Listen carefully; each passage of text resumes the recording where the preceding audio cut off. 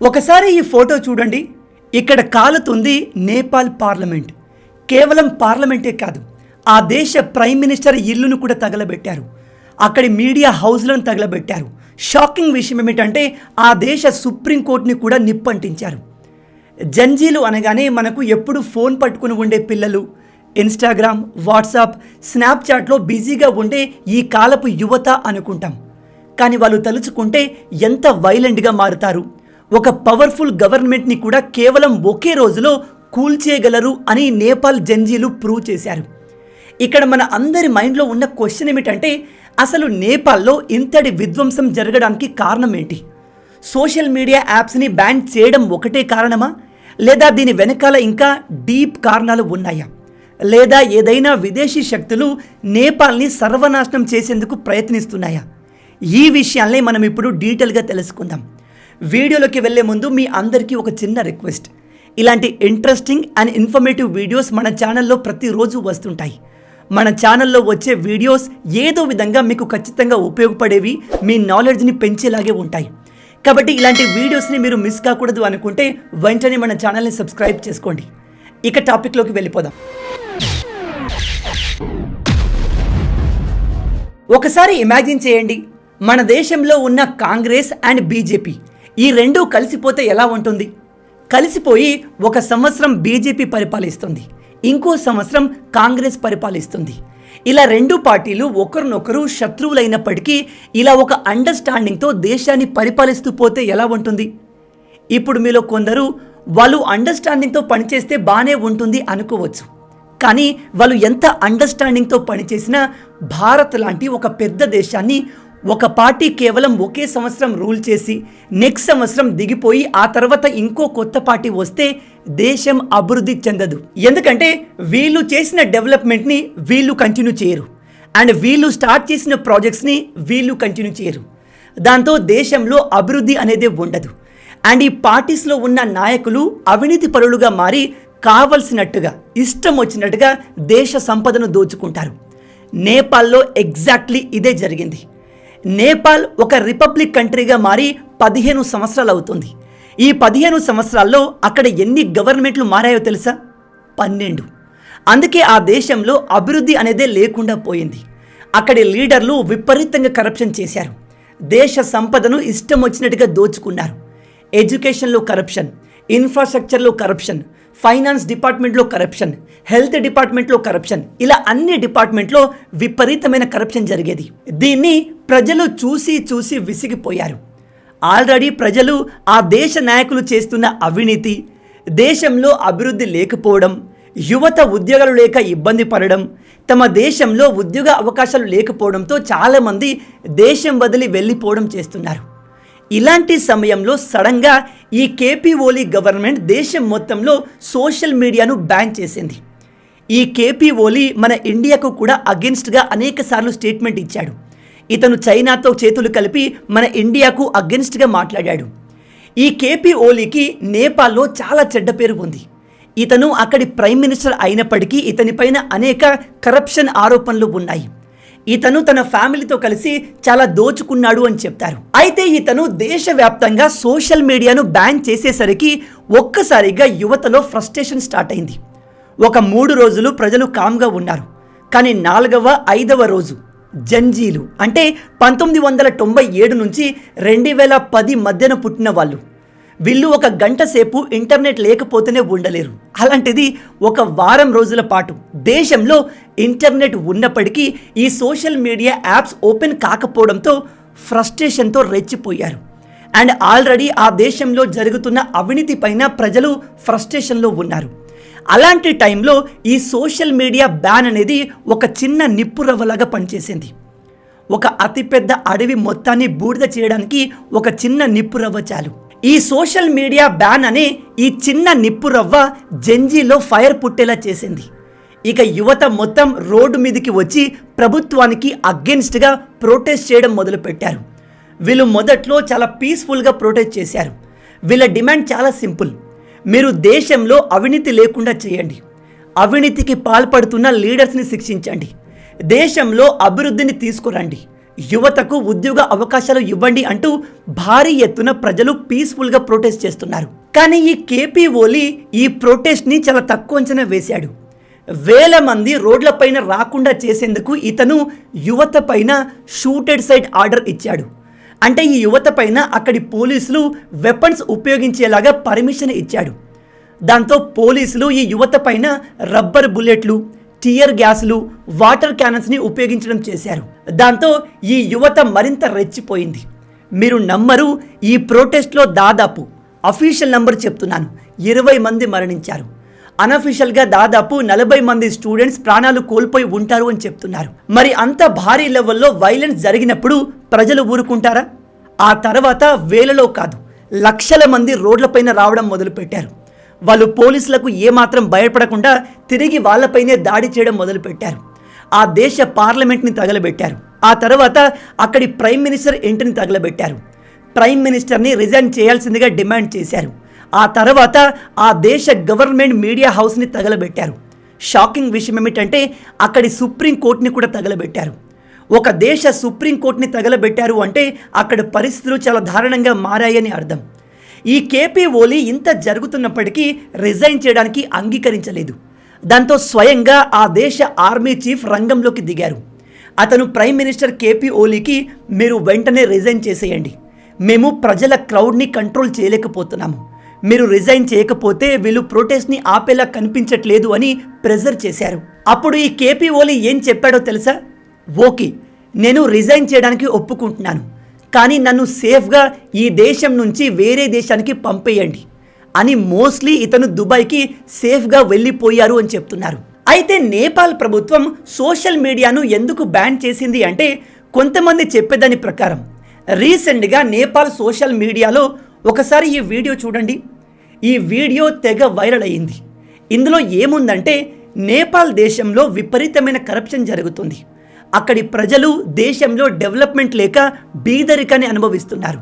కానీ ఆ దేశ లీడర్ల పిల్లలు, అది పవర్లో ఉన్న పార్టీ కావచ్చు, అపోజిషన్ పార్టీ కావచ్చు, ఈ లీడర్ల ఫ్యామిలీలు విపరీతంగా డబ్బులు సంపాదించుకున్నాయి. అండ్ వీళ్ళు లగ్జరీ ఇల్లులు, కార్లు, బంగారు ఆభరణాలు వేసుకొని సోషల్ మీడియాలో షో ఆఫ్ చేస్తున్నారు. ఆ ఫొటోస్ అన్నీ కూడా ఇప్పుడు సోషల్ మీడియాలో తెగ వైరల్ అయ్యాయి. దీన్ని చూసి కూడా నేపాల్ సామాన్య ప్రజల్లో విపరీతమైన ఫ్రస్ట్రేషన్ స్టార్ట్ అయింది. అందుకే నేపాల్ గవర్నమెంట్ సోషల్ మీడియాని కంట్రోల్ చేయాలి అనే ఉద్దేశంతో ఈ అన్ని సోషల్ మీడియా కంపెనీస్కి ఒక వార్నింగ్ పంపింది. రాబోయే 10-15 రోజుల్లో అన్ని సోషల్ మీడియా కంపెనీలు నేపాల్ గవర్నమెంట్ దగ్గర రిజిస్టర్ అవ్వాలి.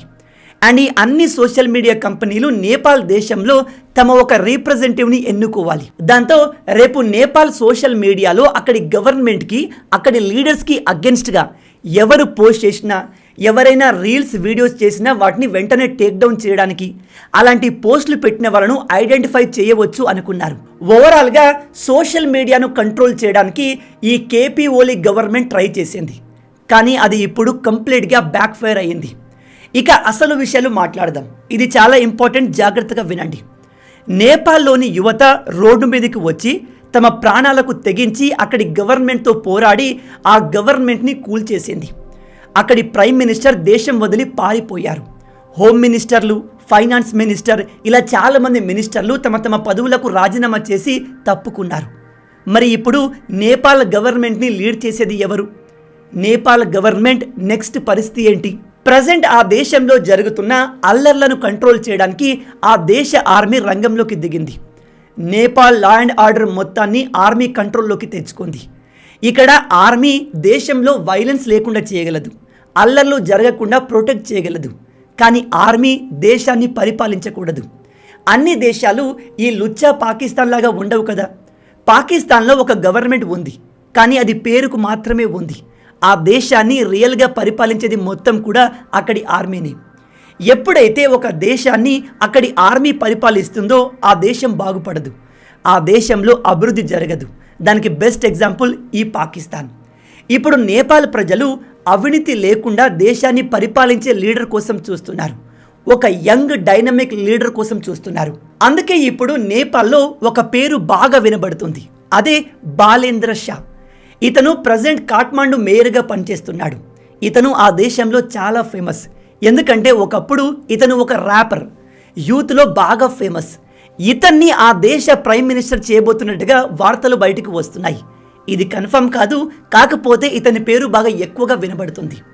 ఒక ర్యాపర్ బాగా ఫేమస్ అయి కాఠ్మాండు నగరం యొక్క మేయర్ అయ్యాడు. ఇప్పుడు అతన్ని దేశం మొత్తానికి ప్రైమ్ మినిస్టర్ చేయాలి అనే ఆలోచనలో ఉన్నారు. ఇలాంటి వ్యక్తిని, ఎక్స్పీరియన్స్ లేని వ్యక్తిని ప్రైమ్ మినిస్టర్ చేస్తే ఆ దేశం అభివృద్ధి చెందుతుందా లేదా అనేది ఇప్పుడే చెప్పలేం, అది భవిష్యత్తులో తెలుస్తుంది. అయితే ఇక్కడ బాధాకరమైన విషయం ఏమిటంటే నేపాల్ గవర్నమెంట్లో ఉన్న లీడర్లు, మినిస్టర్లు అందరూ రిజైన్ చేసి వెళ్ళిపోయారు. ఆల్మోస్ట్ ఈ జంజీ విజయం సాధించినట్టే. అయినా కూడా అక్కడ ప్రొటెస్టులు ఆగట్లేదు. ఆ దేశ ఆర్థిక మంత్రిని అక్కడి యూత్ రోడ్లపైన పరిగెత్తించి కొట్టారు. అతని బట్టలు విప్పేసి నగ్నంగా పరిగెత్తిస్తున్నారు. ఇది యాక్సెప్టబుల్ కాదు. ఒక పెద్ద లీడర్ ఇంటిని నిప్పంటిస్తే ఆ లీడర్ భార్య అందులోనే కాలి ప్రాణాలు కోల్పోయింది. అంటే మెల్లమెల్లగా ఈ ప్రొటెస్టులు చాలా వైలెంట్గా మారుతున్నాయి. ప్రజలు అనుకున్నట్టుగా గవర్నమెంట్ పడిపోయింది కదా, ఇంకా ప్రొటెస్టులు చేయాల్సిన అవసరం ఏంటి? అలాగే నగరాల్లో ఉన్న పెద్ద పెద్ద షాప్స్ యొక్క డోర్స్ని పగలగొట్టి వస్తువుల్ని దోచుకుంటున్నారు.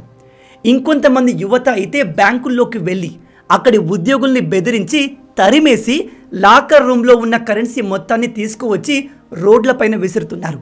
కొంతమంది దొరికినంత డబ్బును తీసుకుని పారిపోయారు. ఇలాంటి చిల్లర పనులు దేశం మంచి కోసం చేసేవి కావు. ఇవి సాధారణ ప్రజలు చేసే ప్రొటెస్ట్లా కనిపించట్లేదు. దీని వెనక నేపాల్ని డిస్ట్రాయ్ చేయాలి అనే మైండ్ సెట్ కలిగిన వాళ్ళు ఖచ్చితంగా ఉండే అవకాశం ఉంది అనిపిస్తుంది. ఎందుకంటే ఒకసారి ఆలోచించండి, ఈ యువకులంతా బ్యాంకులోకి వెళ్ళి బ్యాంకులో ఉన్న డబ్బును దోచుకుంటే ఎవరికి నష్టం? అక్కడి పొలిటీషియన్లు దోచుకున్న డబ్బు నేపాల్ బ్యాంకుల్లో ఉందనుకుంటున్నారా? అదంతా ఎప్పుడో దేశం దాటి వెళ్ళిపోయింది. విదేశాల్లో ఈ లీడర్లు వాళ్ళకు కావలసిన డబ్బును సేవ్ చేసుకున్నారు. సొంత దేశంలో షాప్స్ని తగలబెట్టడం, బ్యాంకుల్ని దోచుకోవడం వల్ల లోకల్ ప్రజలు నష్టపోతారు తప్ప నాయకులకు ఒరిగేదేమీ లేదు. కొంతమంది ఈ నేపాల్ ప్రొటెస్ట్ని బంగ్లాదేశ్ ప్రొటెస్ట్తో కంపేర్ చేస్తున్నారు. అలా చేయకండి. దానికి దీనికి చాలా డిఫరెన్స్ ఉంది. ఎందుకంటే ఈ బంగ్లాదేశ్లో జరిగింది కంప్లీట్ డిఫరెంట్. అక్కడ ఆ దేశాన్ని అభివృద్ధి వైపు నడిపిస్తున్న ప్రభుత్వాన్ని అక్కడి జిహాదీలు, ఇస్లామిస్టులు తరిమేశారు. మంచి గవర్నమెంట్ని తరిమేసి ఇప్పుడు అడుక్కు తింటున్నారు. మన దేశంలో చాలామంది చెప్తూ ఉంటారు, బాగా చదువుకున్నవాడు, మంచి డిగ్రీ ఉన్నవాడు దేశానికి లీడర్ అయితే దేశం అభివృద్ధి చెందుతుంది అని. ఇతని పేరు మహమ్మద్ యూనస్. ఎకనామిక్స్లో పిహెచ్డి చేశాడు. నోబెల్ పీస్ ప్రైజ్ని పొందాడు. ఇప్పుడు ఇతను బంగ్లాదేశ్ని పరిపాలిస్తున్నాడు. మరి ఇలాంటి వ్యక్తి లాస్ట్ 1 year నుంచి బంగ్లాదేశ్ని పరిపాలిస్తున్నాడు. మరి బంగ్లాదేశ్ ఏం అభివృద్ధి సాధించింది? అక్కడి ప్రజలు తినడానికి తిండి లేక అల్లాడుతున్నారు. ఈ బాగా చదువుకున్నవాడు మన దేశం దగ్గర బియ్యం కోసం, ఫ్రీ ఫుడ్ కోసం ఇప్పుడు అడుక్కుంటున్నాడు. వీడు ఎంత కన్నింగ్ ఫెలో అంటే వీడికి అవసరం ఉన్నప్పుడు మన దగ్గర వచ్చి వాడికి కావాల్సింది అడుక్కుంటాడు. అవసరం తీరిన వెంటనే భారత్కి అగెన్స్ట్గా మారుతాడు. వీడు పాకిస్తాన్తో కలిసి మన సిలిగురి కారిడోర్ పైన కబ్జా చేసే ప్రయత్నాలు కూడా చేశాడు. నేను ఇక్కడ చెప్పేది ఏమిటంటే కేవలం చదువు ఒక్కటే ఒక వ్యక్తిని సమర్థవంతమైన లీడర్ అని ప్రూవ్ చేయదు. దానికి లీడర్షిప్ క్వాలిటీస్ కావాలి. బాగా చదువుకున్న ప్రతి ఒక్కడు గొప్ప లీడర్ కాలేడు. దీనికి ఇంకో example Arvind Kejriwal. UPSC clear చేశాడు. ఇండియన్ రెవెన్యూ సర్వీస్లో పనిచేసిన వాడు. చివరికి ఏమైంది? 3 సార్లు గెలిచిన తర్వాత కళ్ళు నెత్తికెక్కాయి. దాంతో చివరికి ప్రజలు అతని అసలైన స్థానాన్ని చూపించారు. మీరు ఇక్కడ గమనించండి, ఏ దేశమైతే మన ఇండియాకు అగెన్స్ట్గా కుట్రలు చేసే ప్రయత్నం చేసిందో ఆ దేశాలన్నీ ఒక్కొక్కటిగా కుప్పకూలుతున్నాయి. మొదట్లో మాల్దీవ్స్లో ఇండియా గో బ్యాక్ అనే మూమెంట్ స్టార్ట్ చేశారు. అండ్ ఈ ముయిజ్జు చైనాతో బాగా క్లోజ్ అయి ఇండియాతో శత్రుత్వం పెంచుకున్నాడు.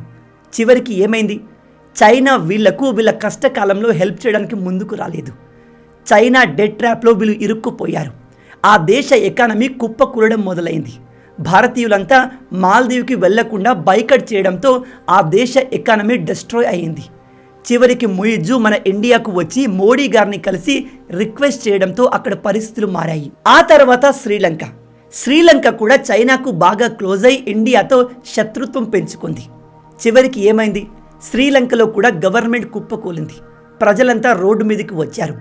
చివరికి మన ఇండియానే శ్రీలంకను కాపాడింది. బంగ్లాదేశ్ది కూడా సేమ్ సిచ్యువేషన్. అక్కడి ప్రజలు రీజన్ లేకుండా మన ఇండియాను ఇండియన్స్ని హేట్ చేసేవారు. ఇప్పుడు ఏమైంది? అక్కడ పరిస్థితులు దారుణంగా మారాయి. ఇప్పుడు కేపీ ఓలీ కూడా ఇండియాకు అగెన్స్ట్గా అనేకసార్లు స్టేట్మెంట్స్ ఇచ్చాడు. రీసెంట్గా కూడా మన ఇండియాకు అగెన్స్ట్గా మాట్లాడాడు. చైనాకు క్లోజ్ అయి భారత్కి అగెన్స్ట్గా స్టేట్మెంట్లు ఇచ్చేవాడు. ఇప్పుడు ఆ దేశం కూడా కుప్పకూలింది. ఇండియాతో పెట్టుకున్న అందరితో ఇలాగే జరుగుతుంది అని నేను చెప్పట్లేదు, కానీ జెన్యున్గా హెల్ప్ చేయడానికి వచ్చిన మనల్ని దూరం పెట్టి చైనా లాంటి దేశంతో కలిస్తే పరిస్థితులు ఇదిగో ఇలా మారుతాయి అని చెప్తున్నాను. ఇక మన దేశంలో ఉన్న కొంతమంది అపోజిషన్ పార్టీ లీడర్లు నేపాల్లో జరుగుతున్న ఈ విధ్వంసాన్ని చూసి ఇండియాలో కూడా ఇలా ఎప్పుడు జరుగుతుంది అని కోరుకుంటున్నారు. ప్రజల్ని రెచ్చగొట్టేలాగా ట్వీట్లు పోస్టులు చేస్తున్నారు. కొంతమంది లెఫ్ట్ మైండ్ సెట్ కలిగిన యూట్యూబర్లు, జర్నలిస్టులు కూడా మన దేశంలో ఇలా జరగాలి అని కోరుకుంటున్నారు. వీళ్ళు మన దేశంలో ఉంటూ మన దేశ వినాశనాన్ని ఎలా కోరుకోగలుగుతున్నారు? నిజంగా మన దేశానికి శత్రువులు బయట ఎక్కడో లేరు, మనతో పాటు మనలోనే ఉన్నారు. ఇలాంటి చీడ పురుగులు మన దేశంలో ఉన్నన్ని రోజులు మన దేశ అభివృద్ధి సాధ్యమవ్వదు. నేపాల్లో జరుగుతున్న ఈ హోల్ సిచ్యువేషన్ గురించి మీరేమనుకుంటున్నారు? జంజీ యువత బయటకు వచ్చి దేశ ప్రభుత్వాన్ని పడగొట్టడం, కరప్షన్కి అగెన్స్ట్గా పోరాటం చేయడం వరకు ఓకే, కానీ పట్టణాల్లో ఉన్న పెద్ద పెద్ద షాప్స్ని కాల్ చేయడం లేదా దోచుకోవడం, బ్యాంకులకు వెళ్ళి బెదిరించి డబ్బులు లాక్కెళ్ళడం, ఇది ఎంతవరకు కరెక్ట్? మన దేశంలో కూడా ఇలా జరగాలి అని కోరుకునే వాళ్ళను ఏం చేస్తే బాగుంటుంది? మన దేశ యువత ఇలా చేస్తుంది అని మీరు అనుకుంటున్నారా? మీ ఒపీనియన్ని కింద కామెంట్లో మాతో తప్పకుండా షేర్ చేసుకోండి. మొత్తంగా ఇవే ఈ వీడియోకి సంబంధించిన పూర్తి విషయాలు. మీరు ఇప్పటి వరకు ఈ వీడియోను చూశారంటే ఈ వీడియో మీకు తప్పకుండా నచ్చే ఉంటుంది. నచ్చితే అలా ఊరికే చూసి వెళ్ళిపోకుండా వీడియోని లైక్ చేయండి. రాబోయే వీడియోలో ఇంకో ఇంట్రెస్టింగ్ టాపిక్తో మళ్ళీ కలుద్దాం. అంటిల్ దెన్, జై హింద్ అండ్ జై భారత్.